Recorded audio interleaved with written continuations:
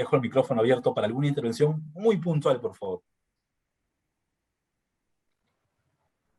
Wilson, siento que estás hablando, pero, o por lo menos veo, pero no te sugeriría nuevamente que nos escribas al chat. Seguramente tus aportes son sumamente importantes para todos. Qué pena que no, por lo menos yo no te escucho, no sé si el resto lo escucha en buena hora.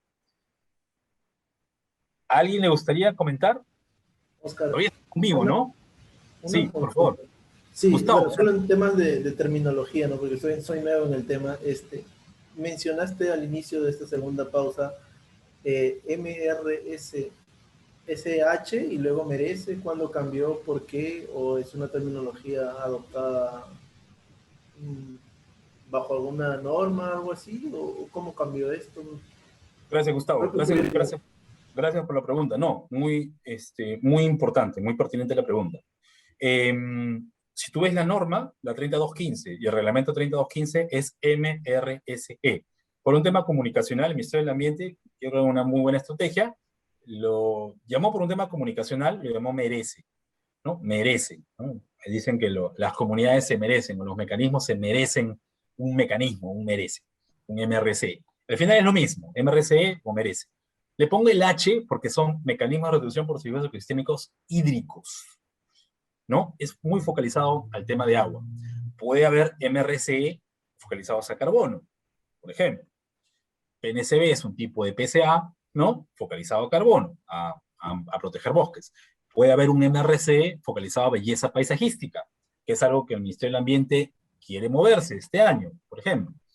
Pero los más avanzados y en donde hay más herramientas para diseñar, implementar y monitorear son los MRC hídricos. Y los hídricos pueden servirte para saneamiento, para agricultura, para energía, para minería, ¿no? Uno de inclusive hasta un área protegida. Humedales costeros, ¿no? Como el caso del Programa Nacional de Reservas de Agua de México. Puede hacerse un PCA para ahí, no hay ningún problema. Eso, Gustavo, pero básicamente es lo mismo. Muchas gracias. No te preocupes. ¿Algún otro aporte, comentario, por favor? ¿Ninguno? ¿No? Solo para confirmar, todavía están conmigo, ¿no? Aquí estamos, ya. Gracias, Kenji, gracias. Sosimo, sí, también está ahí, ya vi que prendió el micrófono. Ok. Yo también, ¿ah? Carlos, gracias, muy amable. Gracias, Estamos Jorge. ahí, no te preocupes, está interesante. El enfoque es integral. En la medida Dale, en que dale, también hay dale. sesgos, pero ¿qué vamos a hacer? Adelante. ¿eh? Adelante, adelante. Perfecto, gracias. Gracias. Ok. Muy bien. Entonces seguimos, ¿ya?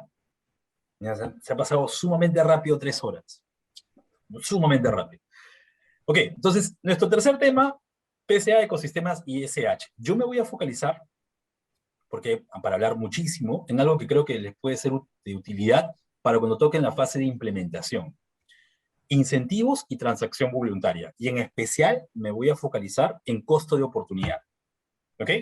Vamos a hablar un poco introductorio de cómo se ha traducido en el campo los PCA, privados y públicos, pero quiero focalizarme en incentivos y transacción voluntaria y costo de oportunidad, que esta es una investigación reciente y esperamos sacar un artículo sobre esto para agosto-septiembre 2021, si las cosas van bien, en la medida en cómo vaya la pandemia.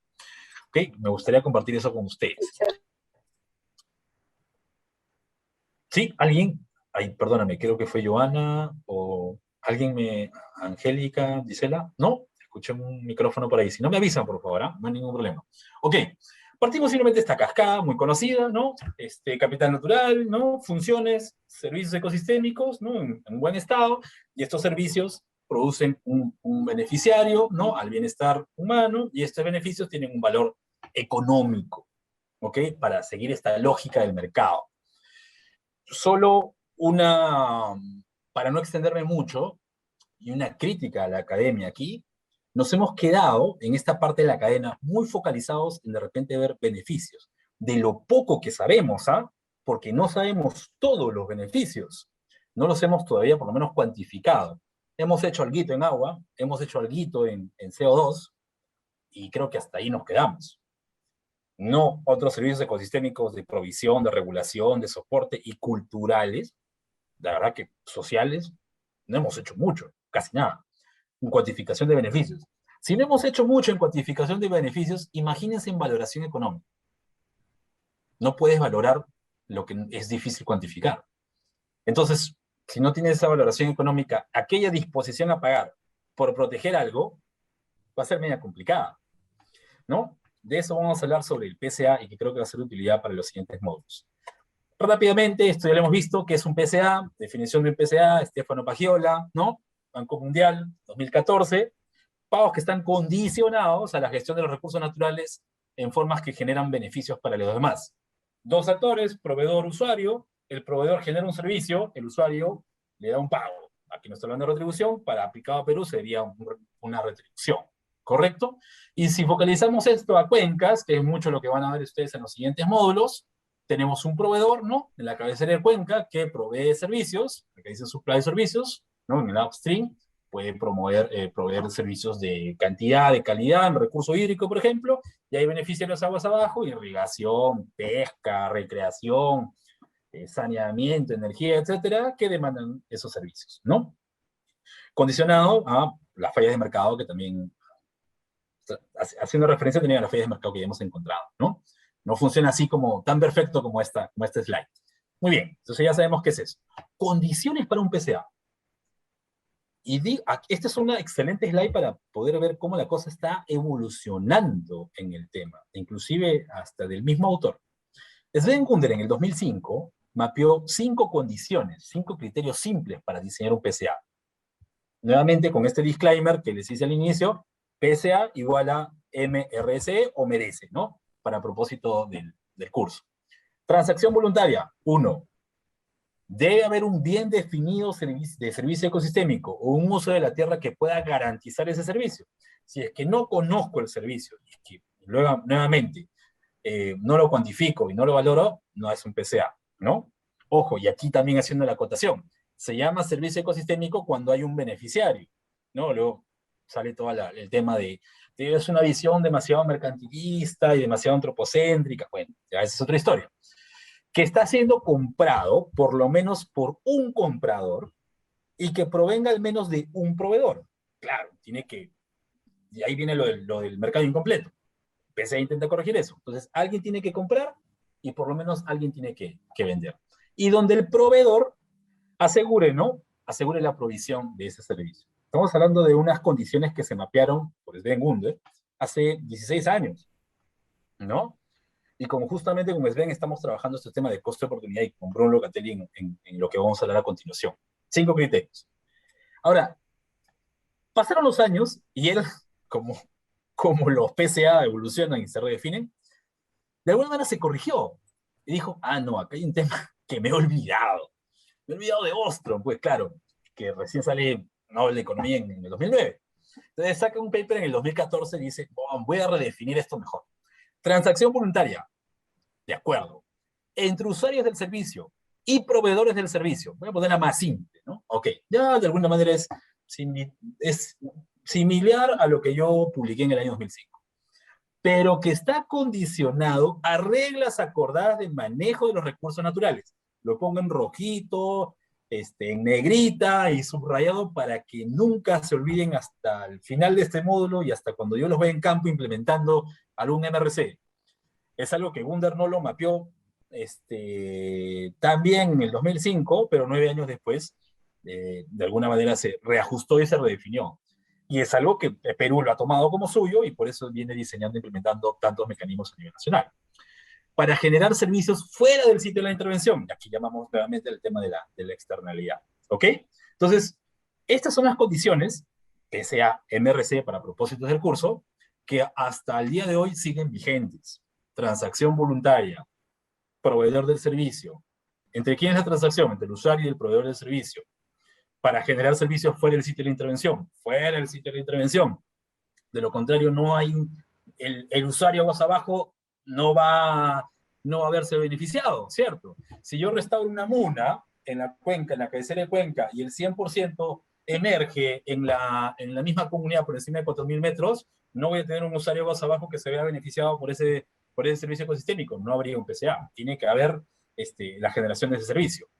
Condicionado a reglas acordadas, cooperación, acuerdo voluntario, acuerdo, Ostrom 2009, ni PIBU ni COUS, acuerdo, cooperación, tercera alternativa. ¿Ok? Muy bien, y por tanto es lo más complicado pues, de sacar a la hora de implementar un MRC, ¿no? Muy bien, entonces tenemos desde esa perspectiva el PCA, ¿no? La conceptualización y los criterios que nos dan la literatura, ¿no? De los PCA. Sin embargo, en la práctica hay diversos esquemas de PCA, ¿no? Tenemos esquemas privados, ¿no? Donde el gobierno no interviene. Por ejemplo, aquí les doy una idea, un caso hipotético de una empresa de agua mineral podría pagar a los productores por conservar y recuperar bosques y ríos, y al final ellos tienen suficiente agua para seguir produciendo agua embotellada, ¿no? Eso no hay ningún problema, pues es un esquema privado. Esquema público, ¿no? Donde el gobierno participa, ¿no? del proceso como un árbitro, también puede pagar, es un poquito lo que hace ahorita las empresas de agua, que hay una línea muy delgada, ¿no? Porque no viene del tesoro público, viene de recaudación, viene de recursos directamente recaudados. Sin embargo, como entra en el tesoro público y luego tienes que seguir los procesos de proyectos de inversión pública, pues tiene la lógica de esquema público. Pero esa es otra discusión, más para economistas y de inversión pública. Y también hay esquemas mixtos, ¿no? En el cual participan empresas, participan comunidades y participan gobiernos. Esta es un poco la praxis del PCA. Había un gráfico muy interesante de un artículo de la OEA publicado en el año 2008, me parece, en donde también es algo que llama Stefano y Sven, ¿no? Antes de pensar en un PCA en general, ¿no? Entonces dicen, a ver, ¿cómo actualmente el mundo viene conservando la naturaleza? Entonces, él lo divide en dos criterios. Algunos pagan, ¿no? Hay algunos incentivos económicos, ¿no? Hay con y sin incentivos económicos, y algunos son más drásticos, más directos. Hay que conservar. Conservar por conservar. Pero otros son más de la conservación integrada, ¿no? Vamos a conservar, pero también vamos a producir alguito por ahí, ¿no? Entonces, mapean estos diversos instrumentos o políticas, se puede decir, o ejemplos de cómo se está protegiendo la naturaleza y los esquemas de conservación en general en el mundo, y empiezan a mapear diversos ejemplos, ¿no? Por ejemplo, hay algunos casos, algunos países en donde prefieren solamente, y sigan por favor mi mouse, voy a ir de arriba hacia abajo, el mouse creo que no lo ven, pero por lo menos de arriba hacia abajo, por favor lo vean, impuestos y subsidios ambientales, ¿no? Acá el Estado paga un buen incentivo económico para conservar. No es una conservación directa como tal, está de repente un poquito más ligada al tema de conservación integrada. Recuerdo mucho, por ejemplo, el tema del PNCB, en donde pagas algo, pero también fortaleces capacidades para hacer sistemas agroforestales, le das capacidad, ¿no? Capacidad técnica a las comunidades nativas para evitar la deforestación.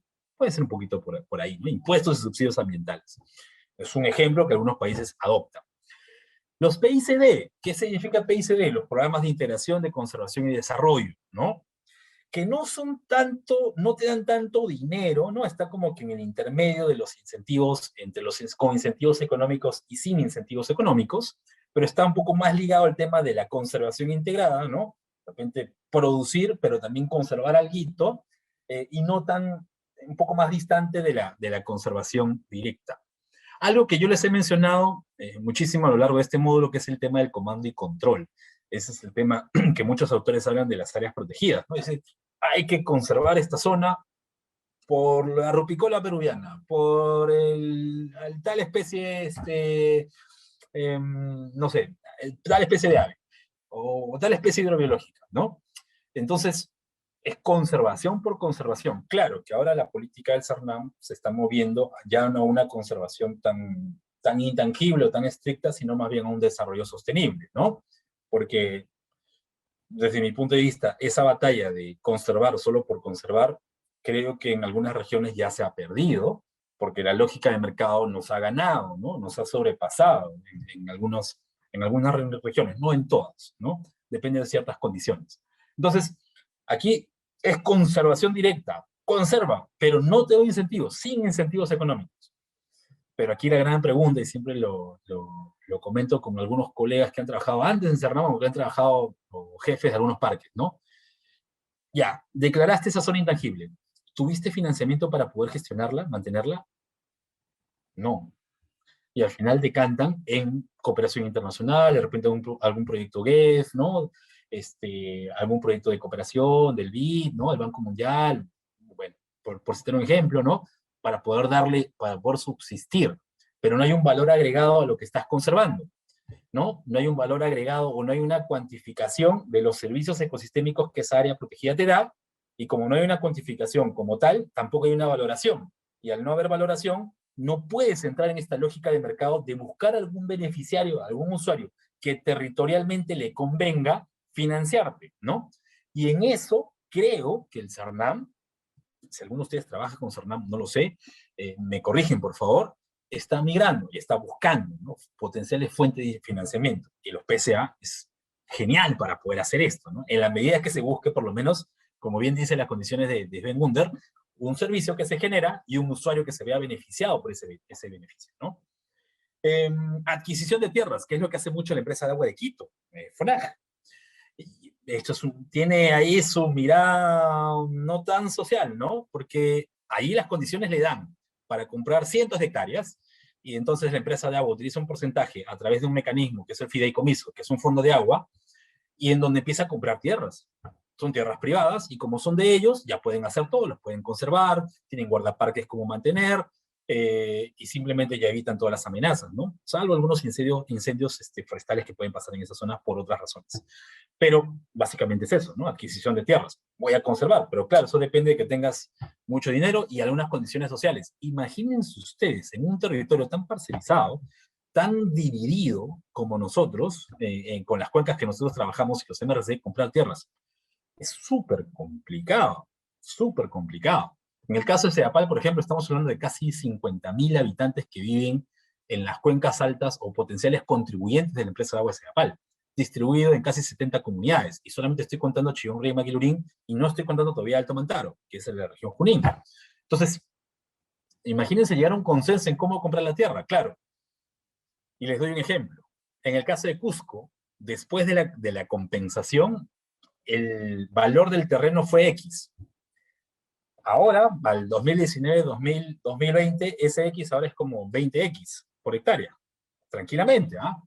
Porque ustedes saben que va a haber un aeropuerto muy cercano que se va a construir. Entonces, miren cómo otras cosas también influyen a la hora de generar acuerdos. Es bien complejo, es fascinante este tema. Bueno, entonces, este es un ejemplo también, ¿no?, de lo que habían encontrado estos autores como un mecanismo para poder conservar. Y los PCA, idóneamente, ahí lo han puesto, está en lo máximo, ¿no? Voy a buscar una conservación, pero también dando incentivos económicos. Y digo como algo idóneo, ¿ok? Esto es algo como que la slide te soporta esto, y es algo muy de repente teórico, ¿no?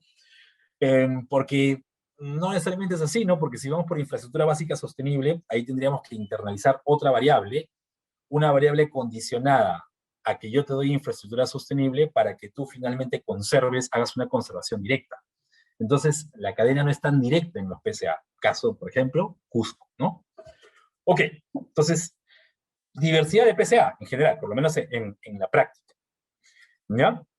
Muy bien.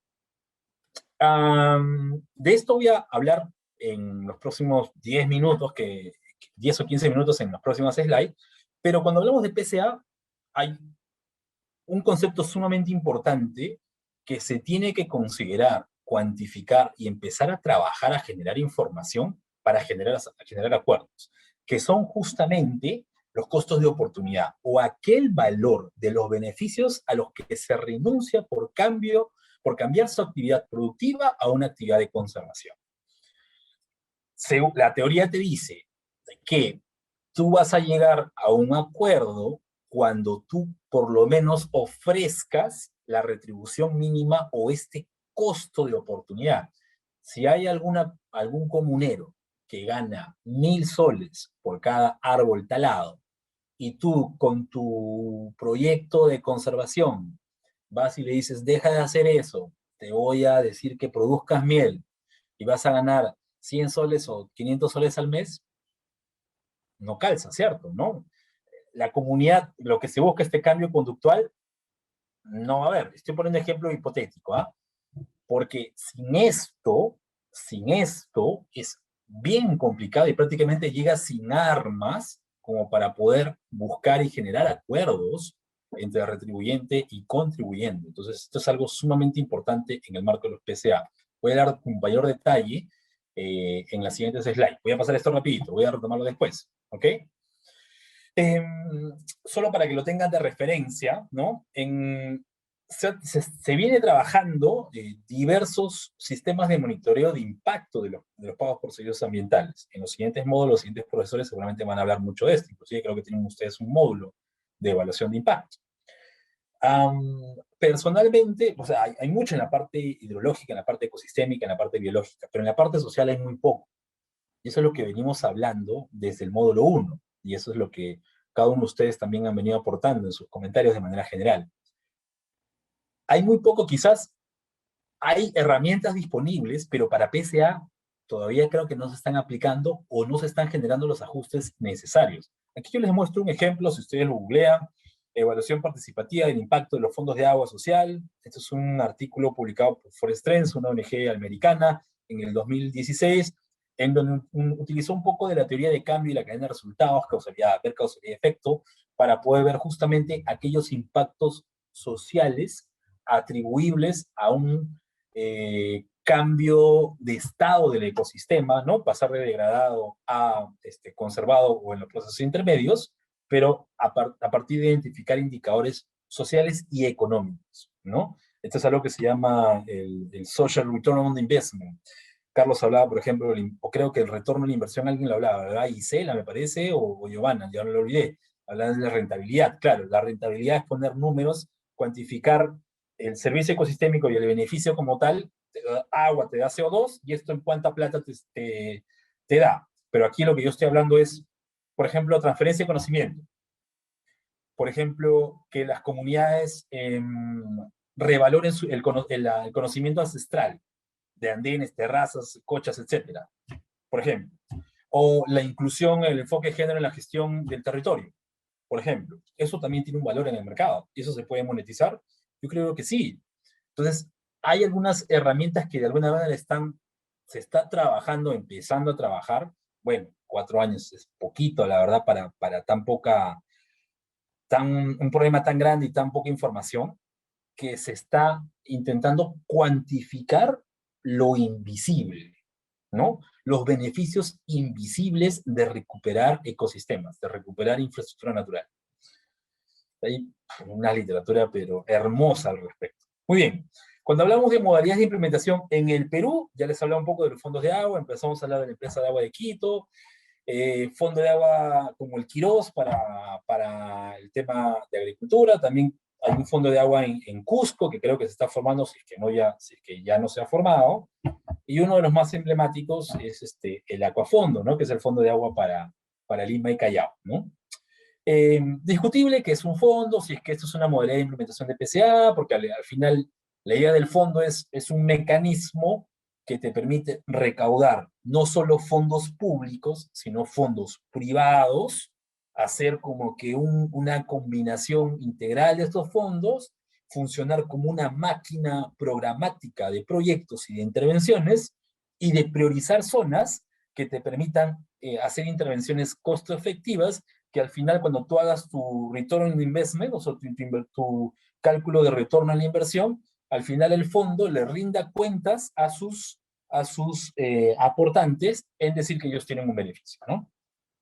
Lo que he explicado suena sencillo, pero a ver, pónganselo a hacer, porque la verdad que hacerlo es bien complicado, sobre todo por la generación de información. Yo coloco que existen hasta esa fecha diría, hasta el 2019, 17 fondos de agua en Latinoamérica, pero yo creo tranquilamente pasan los 90, 80, 90. Me puedo equivocar, pero a nivel mundial, hay en África, en Asia, en Estados Unidos hay muchísimos fondos de agua.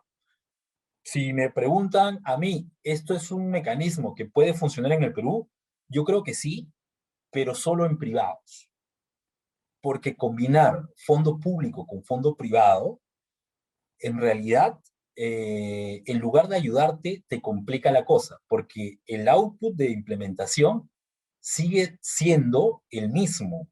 Entra público y sale público, entra privado y sale privado. No es que entra público y privado y tiene solo un canal de implementación. Hay mucha normativa todavía que se debe ajustar para hacer una combinación como el caso de Quito, y que la rendición de cuentas y la agilidad del canal de implementación sea el más ágil, ¿no? Esa es mi perspectiva personal de los fondos de agua que yo conozco para agricultura, para energía y para saneamiento. En Colombia, en Ecuador y en los Estados Unidos funciona magníficamente porque hay una modalidad que se llama contratos basados en desempeño, en donde simplemente el que implementa rinde cuentas de resultados y no por actividad, que es otro gran tema a los que aportan, ¿no? Porque una cosa es pagar por plantar el árbol, pero otra cosa es pagar por el CO2 que te almacena. Allá hay dos cosas distintas, ¿no? Y estamos muy lejos, todavía aquí en Perú por lo menos, de pagar por el CO2 que te almacena, y estamos relativamente cerca, diría yo, porque se tienen que cuantificar los múltiples servicios, por el árbol que te planta. Por lo menos tenemos algún cálculo de cuánto te cuesta, por lo menos plantar. Esa es otra historia, muy, muy larga, ¿ya? Pero ahí los dejo. Otra modalidad de implementación, se puede decir como un PCA, son los acuerdos recíprocos por el agua. Sé que esto, bueno, nace en Bolivia, ¿no? Con Nature, creo que se llama la Natura, perdón, la Fundación Natura de la ONG. Básicamente siguen lo mismo, ¿no? Propietarios cuenca arriba, usuarios aguas abajo, promueven iniciativas productivas para cambiar de repente alguna conducta o escalar una buena práctica, ¿no? Y los de arriba generan un servicio a los de abajo, y se llaman acuerdos recíprocos por el agua porque hay una identidad, diría yo, más territorial. Sé que en Selva Central se han trabajado algunas cosas interesantes. Es más, en el caso de Moyobamba se trabajaron algunos aras, no sé si seguirán hasta el día de hoy, eh, previos a los MRC o paralelos a los MRC, ¿no? La cosa empezó así, ¿no? Y esto es inclusive antes de la norma y que los MRC en el Perú existieran. Es un modelo sumamente interesante, pero tiene nuevamente ciertos criterios para que pueda ser implementado exitosamente. En Lima intentamos hacer un acuerdo recíproco por el agua. No funcionó. No funcionó porque la diversidad territorial, la poca identidad que tienen a veces muchas comunidades en trabajar en bienes públicos, ¿no? Porque es una fe de mercado. Hay mucho trabajo previo por hacer para de repente hacer un acuerdo recíproco por el agua. En Perú, por lo menos en Lima, de repente en Cusco, en Ayacucho, en Abancay se podrían trabajar estos tipos de aras. Pero nuevamente llegas al tema de cómo implementar plata pública, en algunos casos, todavía no tenemos mucho privado. En sí, el fondo privado creo que funcionaría interesantemente. Claro, la escala no es mucha, ¿no? Porque el privado no te da tampoco mucho dinero. Y si te da más, va a depender de lo que tú rindas, ¿no? Ok, lo dejo ahí, que es una modalidad, y es algo que, bueno, hace como 6 años trabajamos, y a los que conocen la directiva de SUNAS del 2000, la 039, creo que es la última, la del 2019, sí, 2019, 2018. Ahora ya hay muchas modalidades de implementación de PCA, fondos de agua, acuerdos recíprocos por el agua, los MRC tienen submodalidades, ¿no? Proyectos de inversión pública, esto lo van a ver con Williams, no lo voy a tocar a gran escala, proyectos de inversión pública, pero también tienen una modalidad muy fuerte sobre contratos de servicios ecosistémicos. Es en donde se intenta filtrar todos los agentes externos que no participan propiamente del acuerdo, y en donde el contribuyente y el retribuyente diseñan y firman un contrato para poder implementar un MRC, un PCA para propósito de este curso. Hace 6 años se llamaba esto contratos de comercialización de servicios ecosistémicos hídricos. Y digo hace 6 años porque este modelo que ustedes pueden ver fue de alguna manera diseñado con el MEF cuando todavía estaba el SNIP, ¿no? Y aquí pues hablamos de los SH, contratos de comercialización de servicios ecosistémicos de un contribuyente y un retribuyente. El contribuyente necesita capacidades técnicas para poder implementar un proyecto, por eso contrata a una OPE, que es un operador privado especializado, a través de un contrato de servicios especializados de asistencia técnica, en realidad el contribuyente no es el que hace las actividades, sino es el operador privado especializado, y al final este tiene que tener un sistema de monitoreo, y hay una rendición de cuentas, etc. Entonces, esta es la génesis de lo que ustedes van a ver con William Antonio en algunos de sus módulos, de repente sobre contratos, o con el profesor Junior después. Eso los digo porque el mensaje es el que la PCA, para implementar, está encontrando recién el mejor camino, ¿ah? Nada todavía está escrito, ¿no? Porque proyectos de inversión pública, la cosa está bien complicada. Lo digo por experiencia que he corrido la ruta desde ideas hasta expediente técnico de implementación. Está bien compleja.